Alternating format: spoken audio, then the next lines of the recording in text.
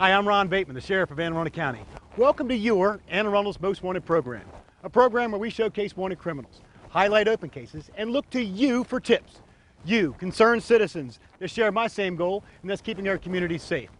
You'd be proud to know that your calls have allowed us to put handcuffs on thousands of criminals. So sit back, set your DVR, or grab a pen and paper, and help do your part in catching criminals. You're watching Anne Arundel's Most Wanted.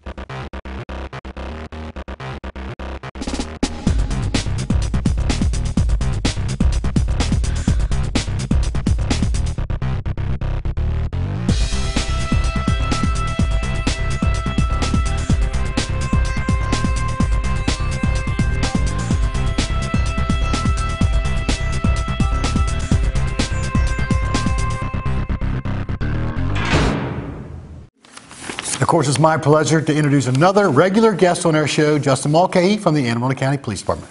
Welcome back to the show, Justin. Sheriff, glad to be here. And who did you bring for us? We're going to talk about three people today. The first one is James Tyler DeLuca. He's a white male, 21 years old, described as being about 5 feet 6 inches tall, 160 pounds, with brown hair and brown eyes. Last known address for DeLuca of 1636 Seddix Street in Baltimore, Maryland. That's a 21225 zip code. He has an outstanding warrant for theft under $1,000 stemming from an incident in March involving theft of copper near the Ferndale area. The second individual that we're going to talk about is Cynthia Elaine Bryant. She's a 45-year-old white female, described as being about 5 feet 2 inches tall, 108 pounds, with red hair and green eyes. Last known address for Bryant of 715 Cottonwood Drive in Severna Park, Maryland. She has an outstanding warrant for failure to appear. This is criminal for CDS, not marijuana. Obviously, if you know where she's at, contact authorities. Our third individual is Pierre Ricardo Kelly. He's 28 years old, described as being a black male, 6 feet 1 inches tall, 175 pounds. He has black hair and brown eyes. Last known address for Kelly in Prince George's County, that's 1705 Hannon Street in Hyattsville, Maryland. He has an outstanding warrant for violation of probation stemming from an assault incident. Folks, you know the whereabouts of any of those people. You call that number on the screen, 410-222-1490 or 911, 24 hours a day. We'll make sure we have someone out to check out your lead. Keep those calls coming in, folks. Their tips are definitely paying off. Justin, thank you, buddy. Thanks, Sheriff.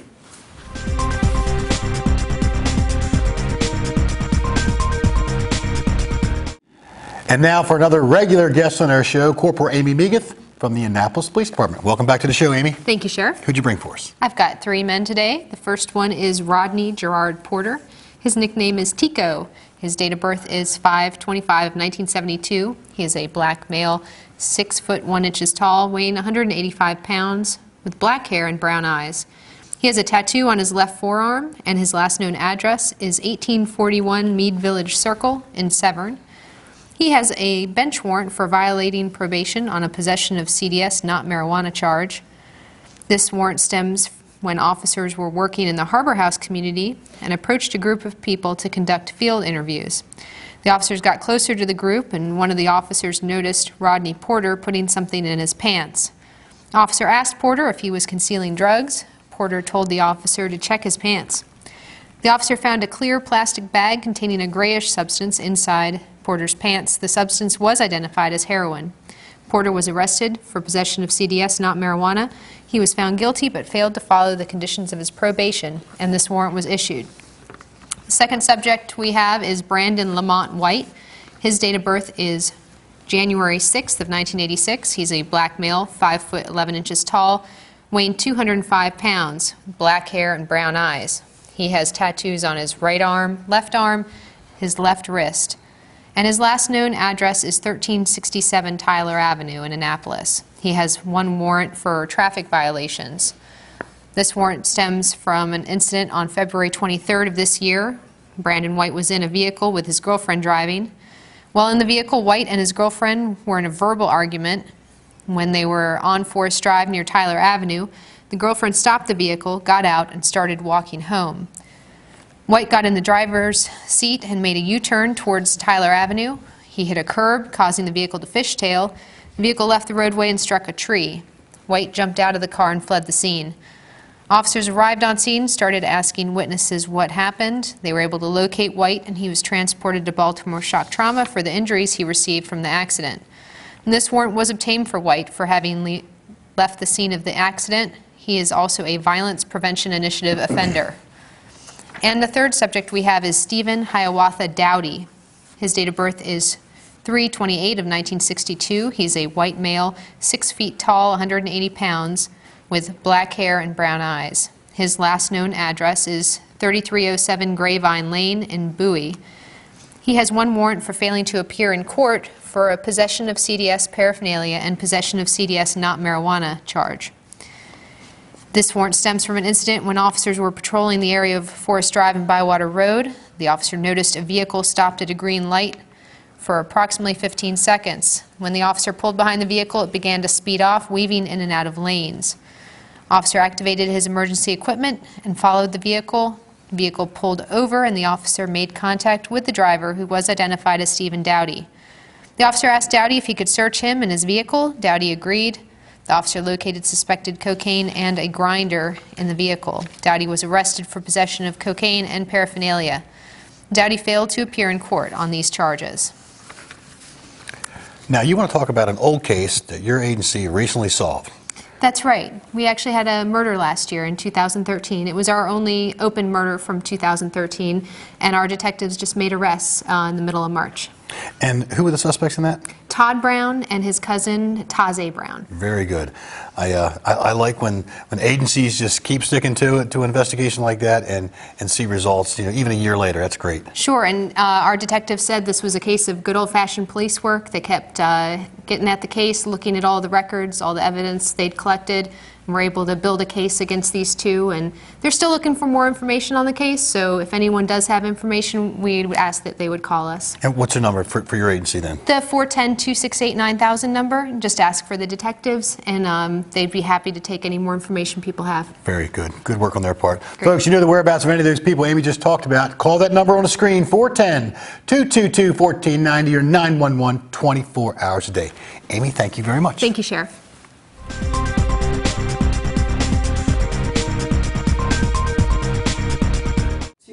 And now it's my pleasure to introduce another regular guest on our show, Trooper First Class Melissa Bender from the Maryland State Police. Welcome back to the show, Hey, Melissa. Sheriff, thank you. Who'd you bring for us? Well, I have two for you today. The first individual is Mr. Michael Anthony Baldwin. He's a African-American male, born on July 14, 1983, 5'11", approximately 225 pounds. Last known address is 471 Kenilworth Court. That's Glen Burnie, Maryland, 21061. In July of 2013, that's last summer, Michael Anthony Baldwin was arrested by the Ocean City Police Department for secondary assault. He also resisted arrest and was in possession of marijuana. Baldwin gave police a false name during that arrest, and a warrant was issued after his release for the false name offense. On December 3rd, 2013, that warrant was served and he posted bail. Just 2 days later, on December 5th, 2013, TFC Swigert from the Anne Arundel County State Police Barracks conducted a traffic stop on Michael Anthony Baldwin on northbound 97 at 648 for speeding. Baldwin was cited for driving on a suspended license and driving without a license. Baldwin was released on the scene, failed to come to court for that offense, and he also failed to appear in court for his Ocean City case. He currently has 2 open warrants for failing to appear, traffic and criminal court, and his license is still currently suspended. The second person I have for you today is Derek Carlos Williams. He's also an African-American male, born April 22nd, 1971, 6 foot, approximately 245 pounds. His last known address is 713 Nome Court, Glen Burnie, Maryland, 21061. On February 11, 2013, Glen Burnie criminal investigators were contacted in regards to an ongoing fraud case involving credit cards and the local Anne Arundel Home Depot.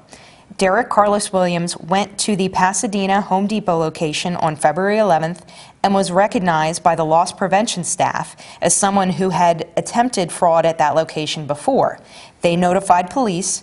Police observed Mr. Williams exiting the store. He got into a rental vehicle and made a phone call from his cell phone. It was later determined that Williams used his cell phone to call that same Home Depot and ask about the status of an order he had made using another person's name and credit card information. Home Depot cooperated with investigators, allowed the purchase to take place, and arranged shipment for Williams. Glen Burnie investigative troopers delivered the item while undercover to a Glen Burnie address, and Mr. Williams accepted it. A search warrant was then served at that residence, and investigators located additional items purchased with stolen credit cards, personal information, and drugs at the residence. Williams is currently wanted for multiple charges, including fraud, theft, identity theft, and various drug offenses. That's a really good case. I love that kind of creativity in police work. Folks, you know the whereabouts of any of those people. Call that number on the screen, 410-222-1490 or 911, 24 hours a day. We'll make sure we have someone to come out and check out your tip. Keep those calls coming in, folks. They're definitely paying off. And Melissa, thank you very much. Thank you, Sheriff.